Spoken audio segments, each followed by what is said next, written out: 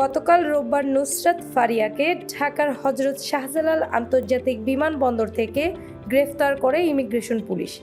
Thailand যাওয়ার সময় বিমানবন্দরের ইমিগ্রেশন চেকপোস্ট থেকে তাকে গ্রেফতার করা হয়।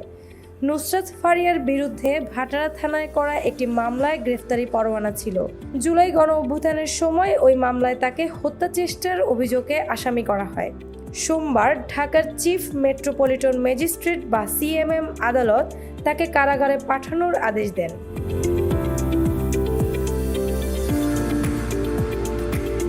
নুসরাত ফারিয়ার গ্রেফতারের পরিপ্রেক্ষিতে সোমবার বেলা 11:12 সাংস্কৃতিক বিষয়ক উপদেষ্টা মোস্তফা সরোয়ার ফারুকী তার ফেসবুকে একটি স্ট্যাটাস দিয়েছেন।